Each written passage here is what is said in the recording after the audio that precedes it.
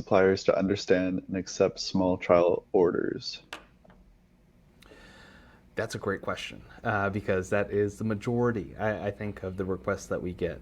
And it's really hard, actually. It's not as simple as, you may hear some Amazon gurus or YouTube videos to say hey, just tell them this and they'll give you a quote. Because number one thing is you want to establish a honest relationship with them. And sometimes that honesty comes at a cost, right? Sometimes they just see the honesty as, you're a new person to this business. There's no guarantees that you're going to give me any repeat business. So I'm going to do one of two things. I'm either going to ghost you, or I'm going to give you, or I guess one of three things, or I'm going to give you a price that just doesn't make sense for you. So that way I kind of turn you away. Or maybe it does actually make sense to me because I have to shut down a production line to produce your order. And now that's just more cost and more overhead for me for every production line. Or the third is that they'll see that as a start of an open relationship where you are being honest with them and they appreciate that. It's going to be very hard to convince them, one, if you're not very well prepared. I would say, if you come to them and you say, hey, I want this Yeti mug, and I want my label, or this is the ping pong, so a short little advertise for ping pong. But I want the ping pong label here, and I just want a clear top. They're going to see that as, this guy has no clue what he wants. They just want, some random thing. Why don't they just go work with a trade agent, right? That's sort of in their mind, from a manufacturer's perspective, they don't want to deal with that. So coming to them with very clear specifications, hey, this has to be double wall insulated, it has to retain it, the heat for 6 hours and the cool temperature for 6 hours, and the clear top has to be made of PVC, or, hey, this is the one that I found on Alibaba and it just looks exactly what I'm looking for. So coming to them with these very, very clear and concise requests for quotes, I would say is number one, and that's what we try to hone in on here at Noviland. It's if you don't set yourself up for success, you are never going to be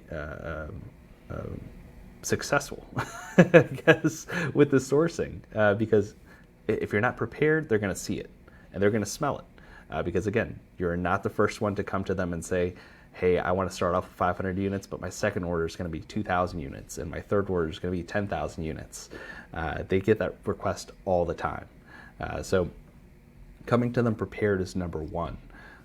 Number two, you can tell them that you're open to pay a little bit more for those smaller trial orders. And if they take that as, okay, that might make sense for us financially, we'll give this guy a try.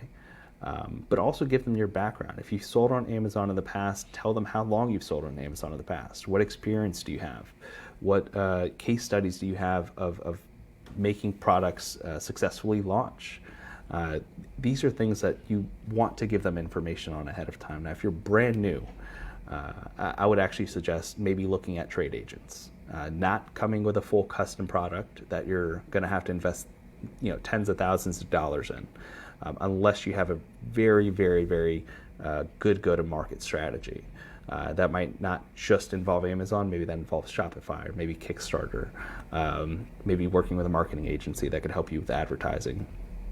But getting them to accept a trial order is very difficult, specifically when it has customizations. Because they have to do all the work involved with ordering the materials, making the customizations, making sure that's the quality that you're looking for, and they run that risk, right? Anytime that they take on a new project, they run the risk and they accept the risk of, this might not be successful, but I just spent my time where I could be using my time otherwise somewhere else, right? That's an opportunity cost that they take on. So you could work with trade agents, or come to them very well prepared with your RFQs, with very clear quality indicators of what you would accept, what you won't accept. Don't come to them with a questionnaire of 50 questions or try to understand their full manufacturing process before they've even given you a quote. Don't expect more of them than you should expect of yourself. If you don't prepare yourself when you're talking to them, they will see it. So I guess that is sort of my long